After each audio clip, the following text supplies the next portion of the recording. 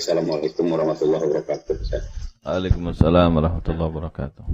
Maaf, saya nggak buka kamera nih, nge-live ini ya. Mangga. Ya, pertanyaan saya terkait dengan menghadap kiblat. Kalau tadi sholat posisi di rumah sakit misalnya, kan tadi kalau dia bisa berbaring, si telapak kaki menghadap kiblat dan kepala diangkat ya. Dia mungkin dengan bantal dan sebagainya. Bagaimana kalau posisi si ranjang itu memang tidak memungkinkan untuk bisa menghadap kiblat dan dia pun tidak bisa untuk miring. Nah, itu satu pertanyaan. Terus pertanyaan yang kedua berkaitan dengan memposisikan jenazah ketika sudah dibungkus. Kan lazimnya, terutama di Bogor saya, ketika memposisikan jenazah itu, dia posisinya terlentang seperti, jadi kira seperti ini, si badannya itu, si kepalanya itu berada di posisi kiblat, maksudnya gitu ya. Jadi kalau berarti barat, timur, saya tukar kalau Betawi itu belor kidul gitu ya, bahasa campur. Jadi si kepalanya itu ada di sebelah selatan. Iya. Ya. Utara. Utara. Ya, kepalanya di utara, gitu, kakinya di selatan. Jadi kalau misalnya ketika di liang lahat kan dada dan mukanya dihadapkan kiblat, tapi dia tidak ditelentang posisi seperti itu, tapi tidak dimiring, tadi telentang gitu, dan menyimpan jenazah. Mungkin itu dua dosa. Ingin penguatan. Terus begitu juga ketika menyolatkan jenazah, ada ikhtilaf. Ketika kita menyolatkan jenazah, posisi jadi imam, ketika jenazahnya itu perempuan, apakah kita berada di kepala jenazah atau di tengah-tengah jenazah?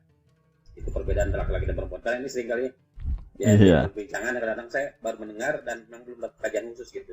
Siap. Mungkin itu, jadi 3 pertanyaan mungkin bisa terjawab. Artinya bisa meyakinkan saya.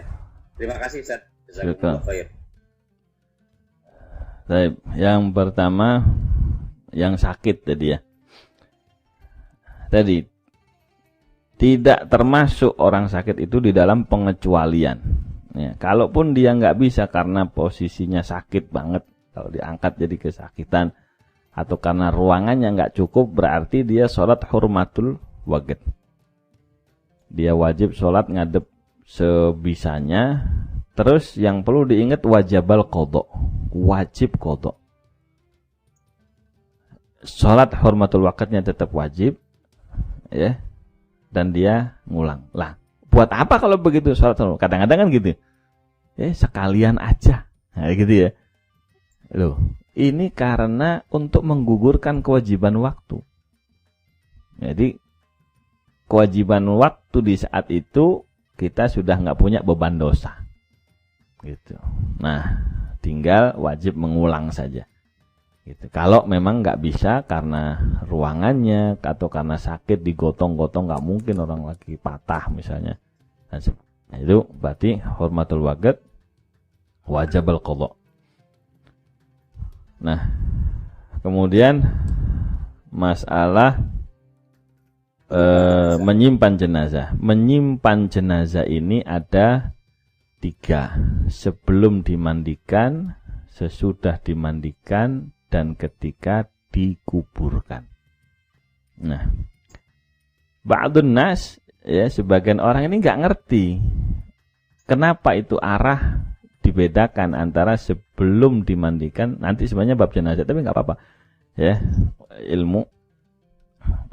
Kalau sebelum dimandikan, untuk memberitahu kepada pentakziah bahwa ini belum mandi, itu arahnya kepala, kalau di Indonesia ya, kepala di timur, kaki di barat. Kakinya ngadep kiblat kayak posisi terlentang tadi. Nah, terus agak diberdiriin kepalanya ngadep. Gitu. Nah, begitu pentakziah ngelihat dia ngadepnya seperti itu, masih terlentang, kepala di timur, berarti belum dimandiin. Sebab apa? Di antara hikmahnya, supaya dia nggak disolatin. Ya, sebab masuk waktu sholat jenazah itu ketika selesai dimandikan. Begitu selesai dimandikan, walaupun belum dikafani, yang penting sudah tertutup auratnya, boleh disolati. Nah, ketika selesai dimandikan, maka ngadepnya ganti. Ya, ngadepnya ganti, kepala di utara, kaki di selatan. Gitu. Kenapa di ngadepin begitu? Ketika ada orang datang, dia waktunya nggak lama, nggak bisa ikut mendapatkan pahala segede gunung Uhud, menguburkan sampai selesai, dia bisanya datang langsung sholatin. Orang sekarang ini datang itu nanti malam nunggu tahlilan baru datang. Ini tetangga biasanya kan begitu. Lu yang ada pahalanya itu mensolati sama menguburkan. Lah kok situ ribut tahlilan baru datang. Lu kemana aja, itu fardu kifayah itu. Yang datang teman kantor, yang datang orang jauh, saudaranya, tetangganya lu jarang datang. Itu kalau nggak ada yang datang, dosa semua sekampung itu. Fardu kifayahnya itu mensolati, menguburkan. Ya. Nah ini dihadapkan, kalau sudah dikafani berarti ngadep ke utara, kepalanya posisi. Nah, kalau sholat, nah itu tidak wajib posisi imam itu. Itu untuk membedakan saja. Ya, kalaupun ini sah, sholatnya tetap sah, mau di tengah, mau di kepala itu tetap sah. Tapi untuk membedakan supaya makmum, kadang-kadang kan makmumnya kan banyak, laki perempuan, dia mau ala hadhil janazah atau ala hadzal mayyit. Ya. Ya, hadzal mayyit atau hadhil janazah. Cuma untuk memudahkan ganti domir aja. Gitu. Kalau laki di kepala, kalau perempuan di tengah. Itu pun kebalik, ya ora apa-apa, enggak ngaruh sama keabsahan sholat. Itu hanya tanda saja. Gitu ya. Tanda saja. Tapi di dunia persilatan itu jadi ribut. Kiai satu datang, mana kepalanya? Ganti, belok. Itu begitu kita telusuri karena kesulitan merujukkan ibarah. Ya. Jadi di situ ada dhamir wa mu'dhamu jasadiha an yaminil imam atau an yasar imam. Dia bingung merujukkan dhamir ini, akhirnya kiai satu datang, kepalanya mana? Balik.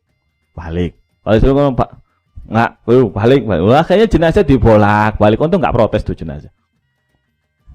Itu kejadian. Nah, ini masalahnya metode mengkaji fikih. Jangan cukup satu kitab. Lihat ibarah ulama-ulama yang lain. Selama dia mazhab Syafi'i, ya, insya Allah ibarahnya enggak beda jauh. Nah, ini untuk memudahkan kita memahami ibarat. Itu kejadian di sini juga sama, Ustaz. Masya Allah, jazakallah khair atas perhatiannya. Ini kejadian sampai ramai, akhirnya kita tunjukkan beberapa kitab ibarahnya. Ya, ini salah ngerujuk dhamir. Mu'dhamu jasadihi atau jasadil mayyit atau jasadnya imam. Ini keliru merujukkan dhamir. Jadi dimanapun posisinya sah. Ya enggak ngaruh. Itu cuma untuk menandai bahwa jenazah itu laki atau perempuan, sehingga makmum ini yang enggak ngerti. Sebenarnya makmum yang ngerti usolli ala man shalla alaihil imam, sah sudah. Saya sholat seperti yang disolat imam, sah. Ngikutin imam gitu aja sah. Tapi untuk yang ngerti, nah disebutkan pakai dhamir atau pakai nama. Gitu ya. Wallahu a'lam. Satu lagi Ustaz, tambahan lebar sedikit. Kalau di kuburan nggak ngadep kiblat, dibongkar, digali ulang. Kalau dia terlentang gitu, ngegeblak misalnya, jenazahnya harusnya miring dengan dada dan muka, itu sahnya dulu. Sahnya itu karena dia ngadep kembali kepada Allah, karena posisi miring. Nah, berarti yang ngadep apa? Dada sama muka, ya kan? Dada dan muka. Nah, ngegeblak dia, jadi telentang gitu, wajib dibongkar, ngadepin lagi gitu.